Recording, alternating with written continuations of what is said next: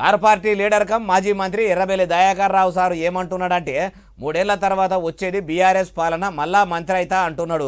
అసలు BRS party పచారా రాను కమ్మి అవుతుందని కొందరు అంటుంటే అట్లా నివద్దనే అన్నడాయే బాలన్న ఎర్రబెల్లి సారుకు మళ్ళా ఏలుబడిలోకి వస్తామని నమ్మకం ఉన్నదాయే అంటే ఈనుండ్రి. ఈయనరా మాజీ మంత్రి ఎర్రబెల్లి దయాకర్ రావు సార్ ఏమంటుండో ఇంకా మస్తుగానే అన్నాడు. మొత్తం ముచ్చటి నుండ్రి చెప్తున్నా, రిక్వెస్ట్ చేస్తున్నా, మీరు మా వాళ్ళను అరాచకాలు చేస్తున్నారు. నేను రోడ్డు మీద కూర్చొని ధర్నా చేస్తే పోలీసు వాళ్ళు కూడా దయచేసి భయపడవలసి వస్తుంది. నన్ను విజృంభించకుండా చేయండి. పోలీసు వాళ్ళు మళ్ళా వచ్చే సంవత్సరం తర్వాత గవర్నమెంట్ దయాకర్ రావు కేసీఆర్ ముఖ్యమంత్రి ఖాయం.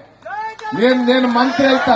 అయ్యా పిల్ల పుట్టక ముందే కుల్లగొట్టినట్టు ఇట్లా అధికారం రాకముందే మంత్రి అయితా అని మంచిగానే చెప్పుకుంటున్నారు, కలలు అంటున్నారు. కానీ ఓదికు మీ మన్మరాలు వయసున్న ఎమ్మెల్యే యశస్విని రెడ్డి మేడము చేతల్లా చిత్తుగా ఓడిపోతిరి.